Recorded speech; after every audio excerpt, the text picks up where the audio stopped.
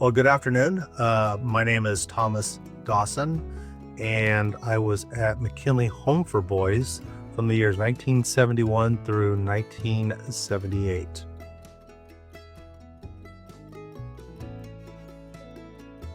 My road to McKinley and the way I got here is a very common story, especially during that time in the early 70s. I was abandoned when I was a child. I went to McLaren Hall initially. I have two older brothers and a younger sister.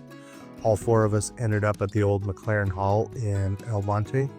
As a matter of fact, I still remember when I was at McLaren Hall looking out of a window, and the 605 and the 60 freeway was right outside the window, and I could actually see the cars, and I would sit there at night and just look at the cars going by the freeway.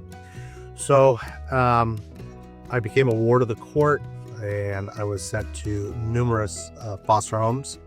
And at that time, it was impossible to keep all the siblings together, so we were separated. I went to, numerous foster homes. Really never had a good experience, unfortunately. And I was very unhappy being in any of the foster homes. It was not a good placement for me. My social worker, Mr. Vance Gillespie, was looking for a permanent placement for myself, which was at that time very difficult. It wasn't a situation where you could just place a young child in an environment long term. Fortunately, he found out about McKinley Home for Boys, and so I would think I was in the 6th grade, had a foster home, went home from school, and Mr. Gillespie was there. My cardboard box was packed with my stuff, and I was going to another placement. And honestly, when I was there and he says, okay, well, we're going to go to a different placement, I cringed, because now I'm going to another foster home, and I just really didn't want to do that. So I figured, well, I have no choice, so here we go. But then he took me to McKinley Home for Boys. So as I had mentioned earlier, this really was the best placement for me, and it turned out to be really the best experience that I had as a child.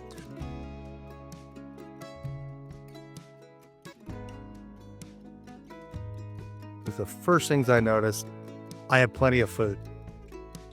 Foster homes, feeding time was very sporadic, and was never a situation where I would always ask, or hey, I would like some more, because I found that it was more convenient to be quiet in the background rather than ask for anything. But I come here to McKinley Home for Boys, and I had all the food I could possibly want. Breakfast, lunch, dinner, never went hungry. And that to me was just absolutely shocking. I could eat as much as I wanted without wasting any food.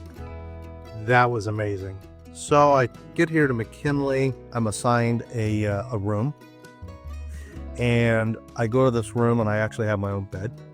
I have clean sheets, I have a blanket, I have a place to store clothes and personal effects, which it wasn't in a cardboard box in the corner. It was something that was my own space, which was amazing to me, not coming from an environment, having your own space and an area to place your things. The other thing that was really noticeable to me and made a huge impact, and it's kind of one of those things we would take for granted now as adults and in society we live in now, I never had new clothes. So I go to McKinley Home for Boys, and the first thing they did is ensure that I had brand new Levi's, which I had never had in my life. Brand new Levi's. I had brand new shoes. I had t-shirts, socks, underwear, jackets, and it was a situation where when I got here, it was almost like Christmas, because all these things that were coming to me, and I didn't have to beg, I didn't have to talk to my social worker about finding me stuff. It was given to me willingly, and it just huge impact.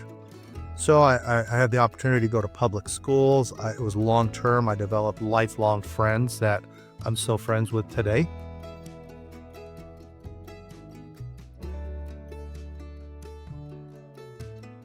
growing up in foster homes, I was never really part of Christmas celebrations or birthday celebrations because I was constantly moving. So I get into McKinley Home for Boys, and the worst time, of course, in a young child's life in that situation was Thanksgiving and Christmas, because to me, it wasn't Thanksgiving, Christmas. Oh my gosh, we get to hang out with the family and it's presents and excitement. So it was a time of acceptance, and let's hopefully January comes quickly. Well, Thanksgiving. So Thanksgiving here, a full-on, complete Thanksgiving dinner. All the trimmings, turkey, stuffing, and it was a very special dinner for everybody that was here at the boys' home. Absolutely amazing. All the pumpkin pie you could eat, I remember that distinctly. So Christmas comes around, and for a child like myself and many other kids at the boys' home at that time, not a time of celebration, really a time of, the why me, life's unfair type of situation. Well, Christmas Day rolls around. Every cottage had a Christmas tree there and Christmas decorations, which kind of cool. It was really nice to see. Have your own Christmas tree and where you live. But then we all had Christmas presents.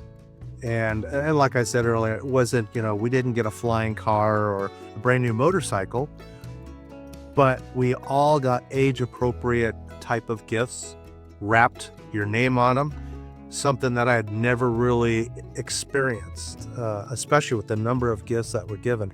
And looking back now as an adult and now finding out how those gifts actually came to be under the tree with my name on them, it was all the hundreds and hundreds of volunteers, the people that cared about kids that, they had nothing to do with them and they weren't their kids, but they still felt that, need to do something for a child and make their lives better. So Christmas, most kids at that time would go home with their families, the kids here that had families. So we had a core group, probably about 25 kids here that really had no family to go to. And these kids, when I was growing up, my story and the way I began my life was difficult. It wasn't the normal Rockwell home, mom and dad, but interacting with all the other kids that I grew up with at that time, their stories were way worse than my story. And as I got older, I certainly appreciated the fact that I really didn't have it that bad in overall. So Christmas, we have Christmas presents. They would take us to Disneyland. So all the kids that remained here would go to Disneyland. Now, read about Disneyland, certainly have seen it in magazines and books, had no clue. Going to Disneyland here at the boys' home, an amazing treat. I was just stunned. And then afterwards, we would do a Christmas dinner at a nice restaurant, and you could order anything you wanted. Well, there was a nice restaurant across the street off of Catella and Harbor called the Jolly Roger. We would eat there every year, and you could have anything you want. I had lobster, I had steak. I had never even eaten stuff like that. And so those experiences made a huge impression on myself and all the other kids that were left there at the boys' home. So as years went by, it was more of a normal family type of the environment as much as it could be. Staff here, we had great staff. They really cared about the kids. They did everything they could to mentor us as young kids. So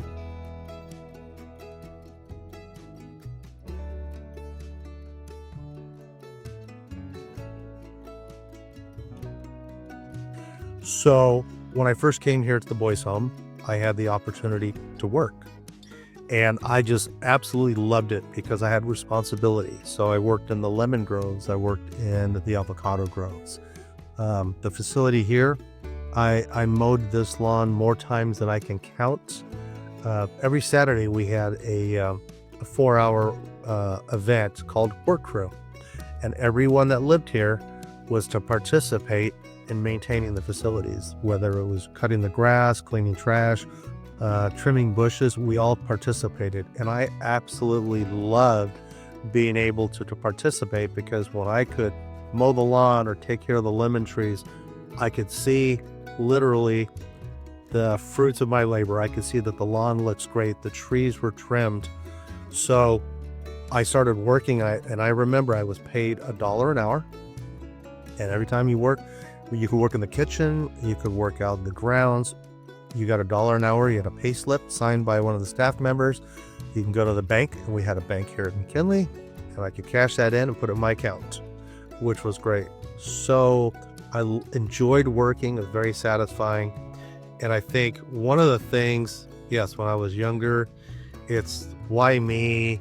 Oh my God, this is terrible. Why couldn't I be XYZ? Poor me. And it was a natural reaction. But as time went by, I realized not so much poor me, especially as I've grown up and become, from childhood into adulthood, the lessons here, the staff here, what I learned, how I lived here, very impactful, because I realized that all of us have a burden to bear in life. Some people have different burdens. They may be super wealthy, rich, famous, well-known. They have their own burdens. Everybody in life has different burdens, and life is not always greener on the other side. Life is not always greener. So working when I was younger, having that drive to work. But I think one of the things about growing up at McKinley Home for Boys, and one of the things about how I started my life and my background, how I started, and not really having the mom and dad or the family, especially as I started getting older, especially as I went through junior high, high school, then transitioned into adulthood. One of my proclivities, I have to always do everything not only perfect, I have to do 120%. I can't meet expectations. And it's funny, in our interviews that I do with municipalities and cities and counties, I tell them the truth.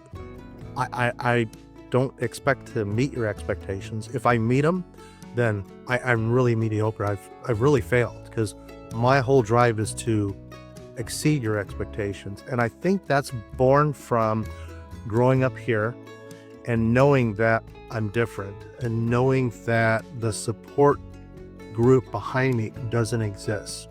So to prove that I'm worthy, I guess would be a good way to put it, or to prove to myself and to others that I'm a good person or a good guy, is to always have that drive to do 120%. I'm divorced now. I have 2 grown kids. My ex-wife, it used to just drive her nuts, because everything I did, she'd say, you don't have to do everything 120%. And that was her line. And it was funny, because I have no other way of doing anything other than 120%. So being here as a child, from the background and in the facility I was at, has carried me, and actually has served me well in life, because I strive to be the absolute best I can be, to prove, I guess, to myself and to others that I am still worthy. I still have a value, but that has given me that drive to be successful, to do the best I can. Don't be mediocre, don't be average. And in a weird way, my background and my childhood has served me well. It's everyone has burdens, everyone has challenges, everyone has different paths in life. And I think God put me in a path, or put me in a situation that, honestly, kind of a bad, negative beginning, and something that's not really a positive. But, there's aspects of my childhood that still affect me today. But I think that the position I was placed in, and how I have grown and continued to grow even now, served me very well. And I am truly thankful that McKinley Home for Boys was here.